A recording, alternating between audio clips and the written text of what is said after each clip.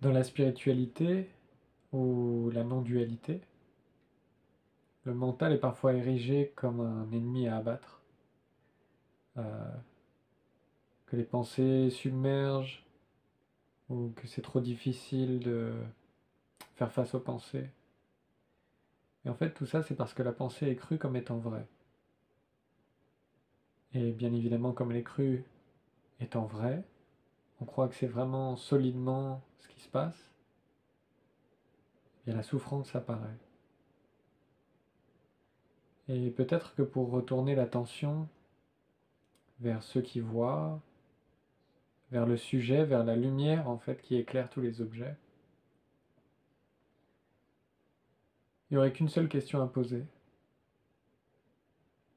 Qu'est-ce qui te fait croire que ce n'est pas réalisé?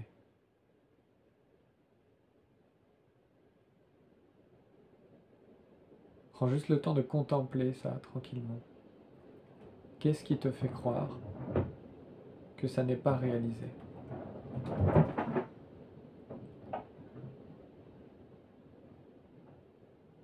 Il peut y avoir des pensées de comparaison, d'identification entre une expérience et celle de quelqu'un d'autre, entre un type de pensée et d'autres types de pensées, puisque vous n'êtes pas calme de manière permanente ou que vous n'êtes pas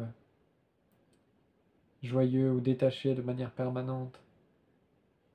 Vous voyez, il y a des images mentales tout d'un coup qui peuvent apparaître, parce qu'il y a des identifications au corps, aux sensations, au moi, et que même à un niveau spirituel plus profond, plus subtil, il y a des identifications à la conscience, d'être un espace, d'être existant.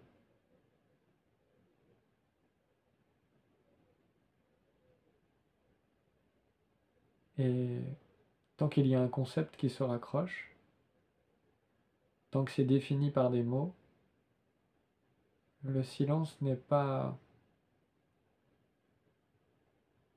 pleinement transparent. Donc simplement, qu'est-ce qui te fait croire que ce n'est pas réalisé?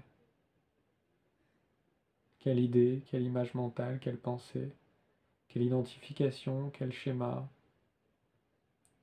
quelle dualité entre sujet et objet te fait croire que la réalisation est là-bas et que toi tu es ici?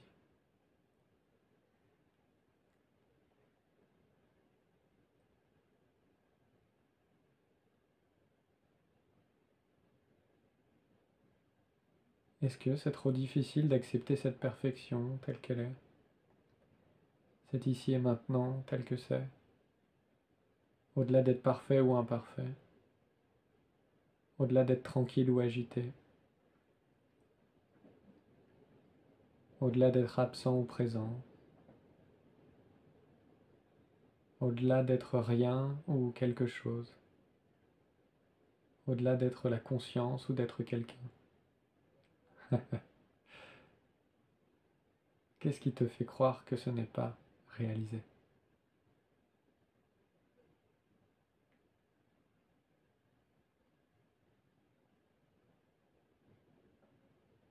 Simplement garder cette interrogation dans le cœur, la contempler, la cultiver,